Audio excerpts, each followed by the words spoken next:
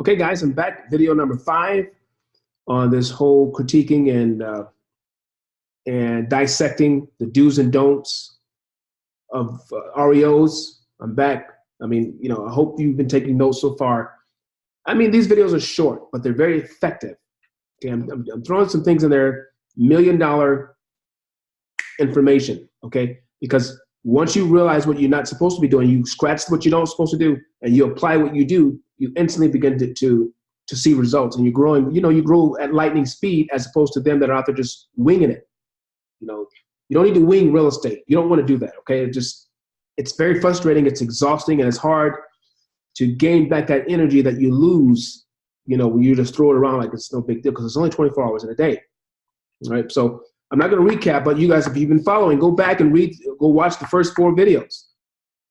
This is video number 5. Okay, so we got into we clear the air on you guys. Stay away from these type of properties, REO properties, unless you have a cash buyer in place. And there's three types of cash buyers I'm going to talk about. I talked about the first one in the last video, which was the single, one person or one, a company per se that has one, have one guy, the owner, he or she has, a couple $1 million in the bank, $5 million in the bank. They want to go out and they just want to buy up REOs. And that can be a very profitable business for you if you sign all the proper contracts with them to make sure that they don't circumvent you and to make sure that the seller doesn't circumvent you as well.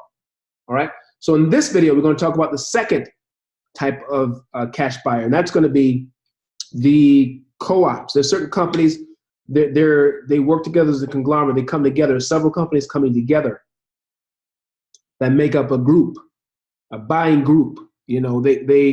That's all they do. They like to buy properties all over the place. They buy them up. All right. And, they're similar to the next level, the next one on the next video, which is the last but not least, I'm going to be talking a little bit more about hedge funds. Those are the very best when it comes to buying REOs. But, I have a couple of friends that have and that know, and I know a couple of co-ops that they like to buy in volume. So the methodology is the same. Okay, let me go over this again, like I did with the video before. You need to make sure you sign all the proper documentation before you start sending them your list. All right, so you have the REO list.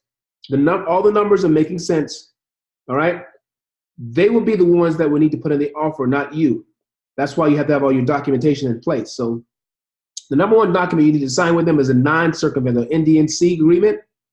All right, and you can do NDNC/fee agreement, which that's normally for multifamily. I'm not talking about multifamily on this whole section here, just single family. But if you do the NDNC/fee agreement, you need to put in there that you want to make X amount of dollars per property that they buy. You don't have to make a lot of money on each property. I would say anywhere from $500 to $2,000 per property is enough as a broker fee. And you make sure you add that to that fee, to that contract. So it can be an NDNC/fee agreement or just an NDNC or NDA. And then on the next contract, you would do a fee agreement between you and the buyer, or you and the seller, whoever's better. I recommend you and the buyer. Make sure you let the buyer know, listen, whatever property you purchase, if it's 15, I want $1,000 from each property, right? So these major groups can buy sometimes 15, 20 at a time per month. Okay, I'm going to talk about the hedge funds in a minute. Hedge funds can buy 100 a month. All right, and if you're making $1,000 per property, that's $100,000 you'll make that month. But let's just bring it in perspective here. So these groups that are not quite as big as the hedge funds, they buy between 10 and 15, sometimes 20 a month. What does that mean for you? NDA is signed, the fee agreement is signed, and you want to sign as joint venture saying you're working together. That's not necessary really the more I think about it, but you can. But those are the most important ones, the fee agreement and the non-circumvent. Those are the top main ones you need to make sure you sign. And, you can make yourself, again, because they're going to do their own due diligence. And a lot of times, if they can get the property for a fraction of what they're paying, and again, volume is going to play a major role in that because they can get the properties discounted at a good price. If they get it for what they want, they can care less. They can do the due diligence later. As long as they can get a clear title on them and own them, they're good.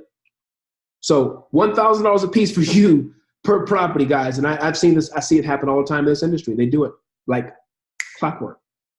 right? So how to find them, that's entirely up to you. You got to get into your marketing. And I'm not going to talk about marketing this month. That'll be one of the coming months. But you definitely want to find your own, cash buyers.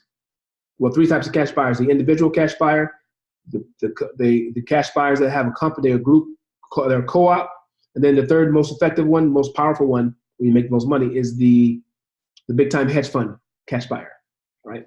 So I'm going to talk about the hedge funds on the next video, but it's getting easier now that I'm talking about it, because now that you know what to do, after I talk about the next one on the next video, the next buyer, then I can tell you about how to structure the deal together and make it happen for yourself. We'll be done for this month, okay?